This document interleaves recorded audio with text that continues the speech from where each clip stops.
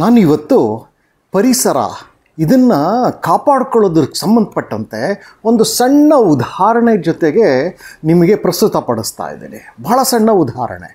ಇದನ್ನು ಡಾಕ್ಟರ್ ರಾಜಯ್ಯ ವಿಜಯ್ ಕುಮಾರ್ ಅಂತ ಹೇಳಿ, ಇವರು ಸ್ಕ್ಯಾಲೀನ್ ಅಂತ ಒಂದು ಸಂಸ್ಥೆ ಇದೆ ಬೆಂಗಳೂರಲ್ಲಿ, ಅದರ ಚೇರ್ಮನ್.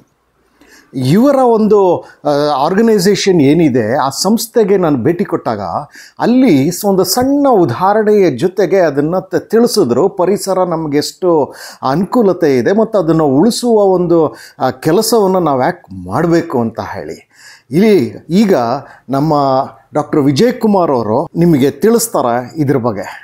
ವೆಲ್ಕಮ್ ವಿಜಯ್ ಕುಮಾರ್. ಈಗ ನಾವು ಈ ಮರಗಳು ಹೆಚ್ಚಿಗೆ ಬೆಳಿಬೇಕು ಅಂತ ಒಂದು ಒಳ್ಳೆಯ ಉದಾಹರಣೆ ಕೊಡೋಣ ಅಂತಿದ್ದೀನಿ. ನೋಡಿ, ಇದು ನಮ್ಮ ಕ್ಯಾಂಪಸ್ಸಲ್ಲಿ ಒಂದೇ ಮಣ್ಣು ಒಂದೇ ಜಾಗ, ಆದರೆ ಇಲ್ಲಿ ಒಂದು ಏರಿಯಾದಲ್ಲಿ ನಾವೊಂದು ತಿಕ್ ಫಾರೆಸ್ಟ್ ಒಂದು ಬಿಲ್ಡ್ ಮಾಡಿದ್ವಿ. ಫಾರೆಸ್ಟ್ ಅಂದರೆ ಕಾಲದಿಂದನೇ, ಹಳೆ ಕಾಲದಿಂದನೇ ಮರಗಳೆಲ್ಲ ಬೆಳೆದಿದೆ. ಇದೊಂದು ಫಾರೆಸ್ಟಾಗಿ ಬಿಲ್ಡ್ ಮಾಡಿದ್ದೀವಿ. ಇಲ್ಲಿ ನಮಗೆ 12 ಮಿಲಿಮೀಟ್ರ್ ಮಳೆ ಬಂತು, ಮೊನ್ನೆ 5 ಮಿಲಿಮೀಟ್ರ್ ಮಳೆ ಬಂತು. ನೋಡಿ, ಈಗ ಇಲ್ಲಿ ಗಿಡ ಇರೋ ಕಡೆ ನೋಡಿದ್ರೆ ನಿಮಗೆ ಕೆಳಗಡೆ ನೋಡಿ ಇನ್ನೂ ಒದ್ದೆ ಕಾಣುತ್ತೆ, ಕೆಳಗಡೆ ಮಣ್ಣು ನೋಡಿ ಇನ್ನೂ ಒದ್ದೆ ಕಾಣುತ್ತೆ, ಆಯಿತಾ?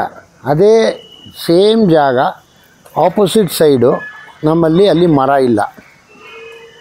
ಇಲ್ಲಿ ನೋಡಿ ಎಷ್ಟು ಡ್ರೈ ಆಗಿದೆ, ಒಂದೇ ರಾತ್ರಿಯಲ್ಲಿ ಎಷ್ಟು ಡ್ರೈ ಆಗಿದೆ ಅಂತ. ಅಲ್ಲಿ ಎಷ್ಟು ರೀಟೈನ್ ಆಗಿದೆ, ಆ ಕಡೆ ಎಷ್ಟು ರೀಟೈನ್ ಆಗಿದೆ ರೈನ್ ವಾಟ್ರು. ಸೊ ನಮಗೆ ಇದು ಮಾಡೋದು ಭಾಳ ಇಂಪಾರ್ಟೆಂಟ್. ಏನು ಅಂತಂದರೆ ಗಿಡಗಳು ಮರಗಳು ಮಾತ್ರ ಕಡಿಬಾರ್ದು, ಇದು ಮಾತ್ರ ಯಾವಾಗಲೂ ಇರಬೇಕು ನಮಗೆ ಅಂತ ನಾನು ಹೇಳೋಕೆ ಬರ್ತಾಯಿದ್ದೀನಿ.